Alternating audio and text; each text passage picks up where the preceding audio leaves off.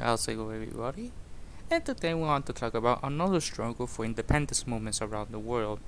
I already mentioned multiple times about Kurdistan, Tommy and Lima, and the overall Tommy people as the Okinawa and as an indigenous second-class citizen, a Taino, living in a colony, Borinquen, also known as Puerto Rico, they also should have their independence. But today we also have to talk about Hong Kong and Taiwan where the Hong Kong people are fighting for their independence as they should be, and the possible Chinese invasion of Taiwan, which let's hope that's not the case, that that's just fear mongering, by the West.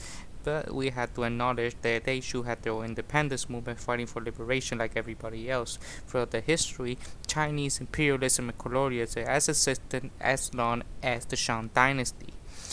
We have to acknowledge these situations.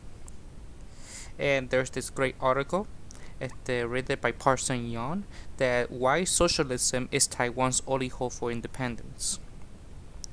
The Ma administration unfortunately halted to apply for the members of the China's-led Asian Infrastructure Investment Bank. Once again, inspiring impromptu demonstration this past month, history gathered over 500 demonstrations in the middle of the night, as did the Cross-Strait Service Trade Agreement with China. The decision to apply the AIIB was done undemocratically behind the backs of the population, and the Ma administration was again surprised by their inability to escape the scrutiny of the Aboriginal Taiwanese people. Like the Sunflower Movement in 2014, criticism against the AIIB membership bid raged from the lack of transparency and due process to the president's suspiciously hasty enthusiasm for the large-scale neoliberal economic policies. However, it is clear that China, with its explicit mission to conquer Taiwan, is the primary reason why majority of Taiwanese people strongly oppose these legislation. The recent poll in 2015 that 60.4% of Taiwanese citizens do not consider themselves Chinese, and only 70.7% of the population wants Taiwan to be part of China. The vision of Taiwanese independence being achieved via reforming the Republic of China Constitution and pushing for international statehood recognition is more popular than ever, while the movement leaders like Lin Feifan and Chan Wei-ting all publicly support Taiwanese independence amidst fundraising applause. No one has yet proposed to a realizable program to make this dream a reality. The Taiwanese independence movement, as we all know, was endured a long and bloody trail of history, from fighting the Japanese colonialists to combating the KMT imperialists. Generations of Taiwanese activists have sacrificed their lives in the order that the Taiwanese people may control their own destiny. Unfortunately, we often lose ourselves in remembrance of our predecessors' heroism and forget to think about the kind of Taiwan we want should be truly independent. First, we must admit that our country is a capitalist country within a world at the capitalist system. Our economy is dictated by the market. Within this market economy, our larger imperial powers such as the United States, Japan, and China dominate the smaller countries. The only way to really have a say over our lives is to challenge this world economic system. In this, the working class in Taiwan must reach out to the worker through the world, in particular in the USA, Japan, and China. The question, how should the country function under independence, may appear to be something to consider after independence, yet this vision necessarily enforced the political revolutionary method. To provide several examples, Lenin, Trotsky, and the Bolsheviks had a clear program for a state capitalist Russia, which has to spread the revolution to Germany, France, China, and around the world.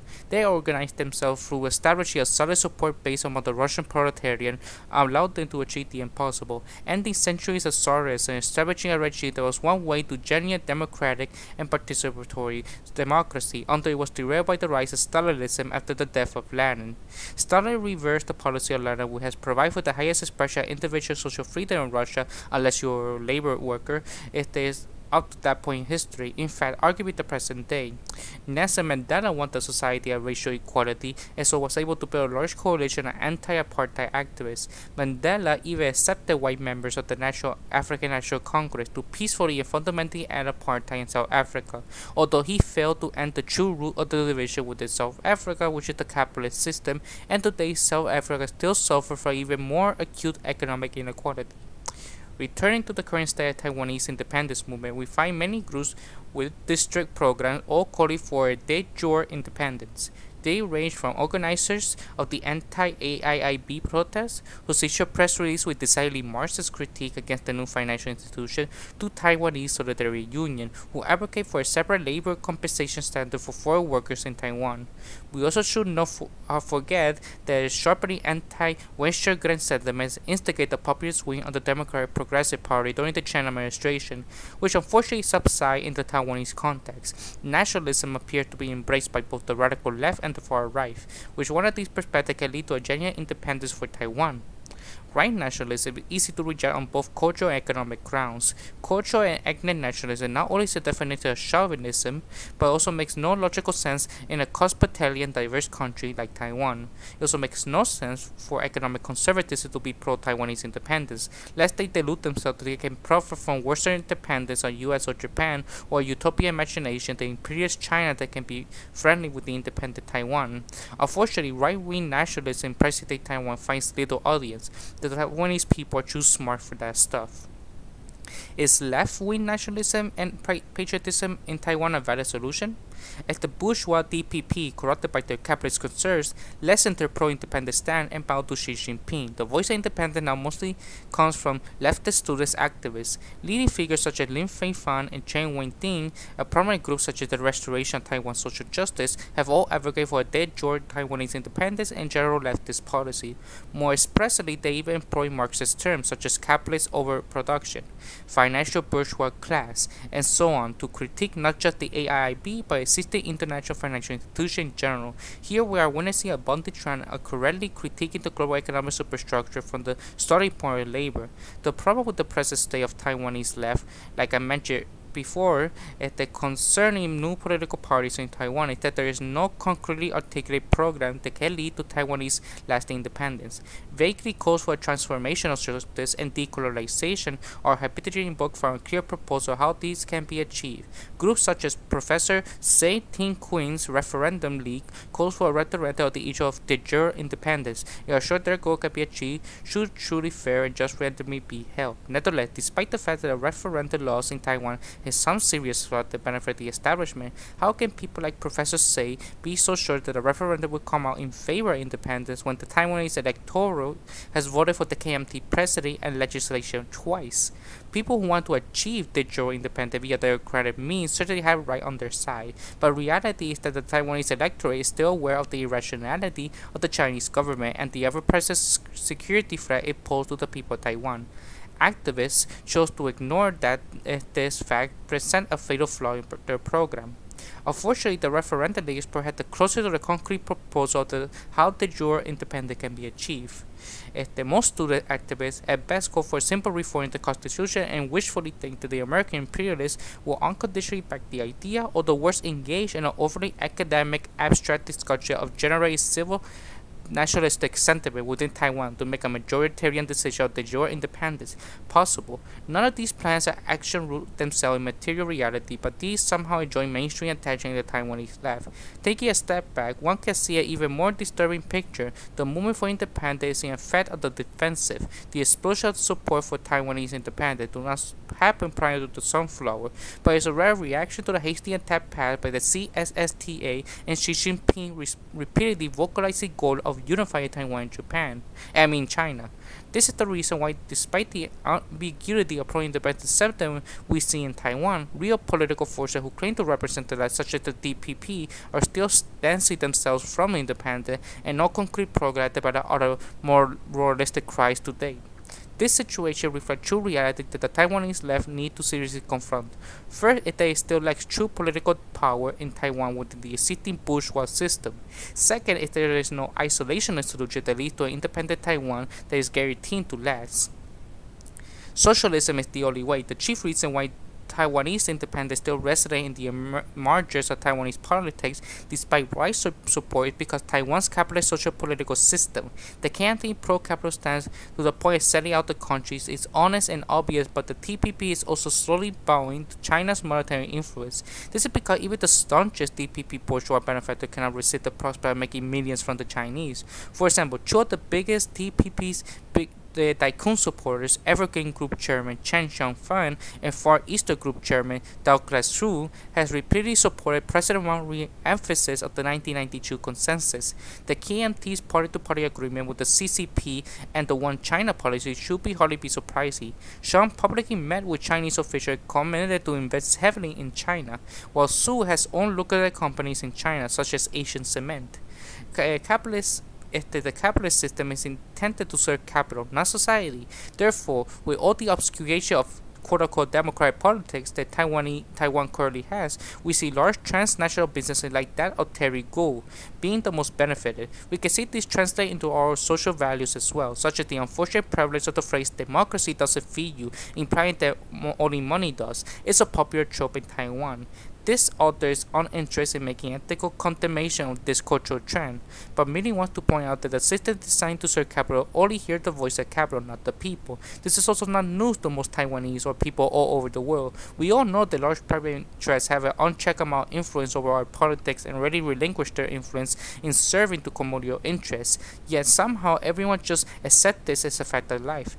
If the Taiwanese left truly wants to realize an independent sovereign Taiwan, it must recognize that our current political establishment needs to be replaced with one that strictly reflects the majoritarian opinion rather than a system that is controlled by people who live in the palace. A socialist revolution is a concrete revolutionary method that can make this goal a reality.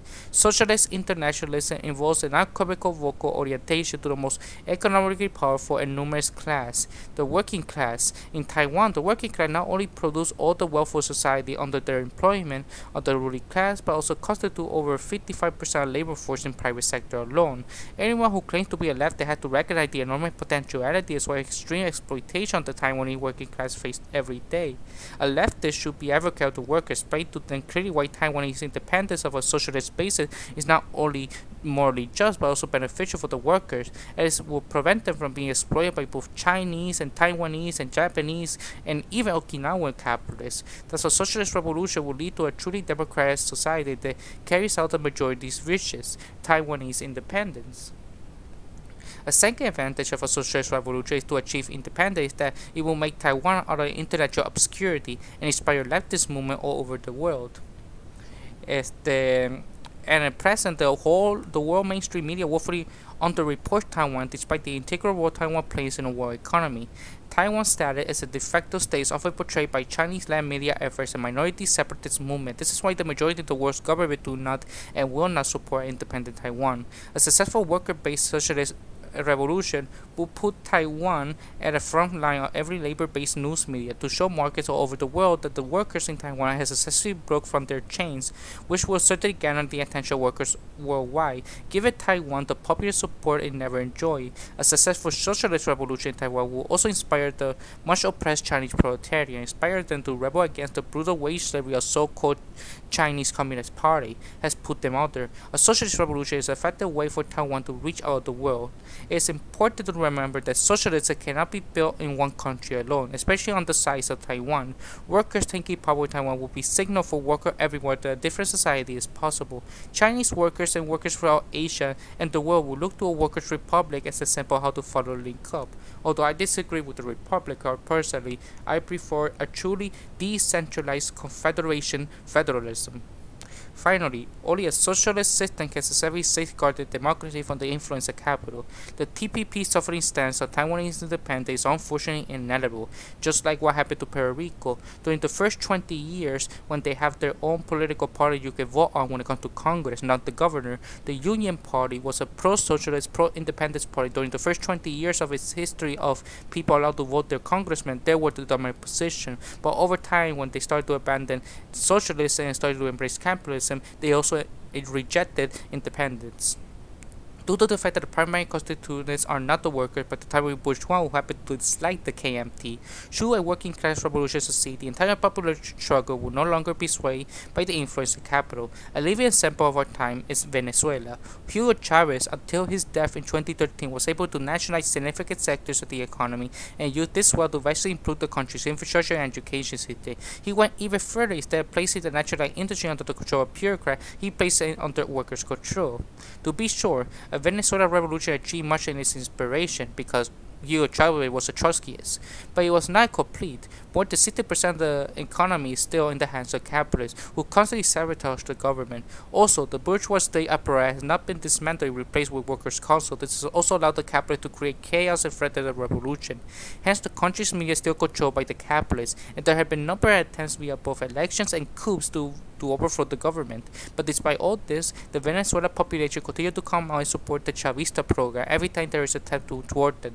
Of course, we cannot forget to criticize the Chavez government inability to control spontaneous violence on local level, law enforcement, corruption, but the surveillance of the system in Venezuela and faced with threats for the Venezuelan conservatives and U.S. imperialism is a statement of the strength of the revolutionary spirit of Venezuela, fueled by the working masses themselves. If the Taiwanese people truly wanted their general independence, it necessarily needs the political system that is not easily seduced by Chinese capital. Socialism is the only kind of democracy where this is possible.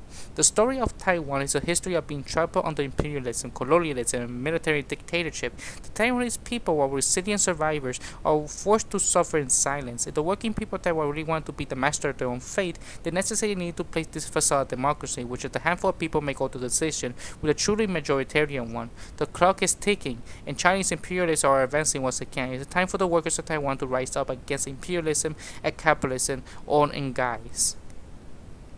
And for Hong Kong independence, great example is by Xi Swen in 2022 when he said about independence. Should Hong Kongers fight for a sovereign independent Hong Kong nation in order to achieve self-determination and democracy, or frame out revolution in different terms? What is the ideological content value of this revolutionary movement? And finally, how can leftists and socialists intervene in the struggle, both in Hong Kong and the diaspora? He said he doesn't have a concrete answer, but I can at least point out to some prominent questions that will be crucial to the formulation of any sort of revolutionary program for Hong Kong. The dissemination of this revolutionary program for the people of Hong Kong will be tasked for the political education campaign. In order to understand the aims of our struggle, we need to confront the deconstruct presumptions such as the meaning of the liberating Hong Kong revolution of our time, slogan, and the exclusionary definition of Hong Konger. What kind of balance should we strike between underground and above ground forms of political struggles and resistance in Hong Kong today under the white terror of the national security law? Finally, what basic feature of both revolutionary Hong Kong can most Hong Kongers agree on? What will our education system look like once the HKTSE assignments are abolished? Will Hong Kongers keep importing migrant domestic workers to act as substitute parents to their children while they work 996 shifts at bullshit shops? How would the Hong Kongers enact in the land reform so that the artificial the housing crisis finally resolved, while conserving the remaining Hong Kongers' urban heritage in the countryside? We need to understand that the localists and former advocates of independent Hong Kong independent Ventus Lau, that they had to understand the struggle should be not only anti-capitalist but anti-hierarchy and anti-state.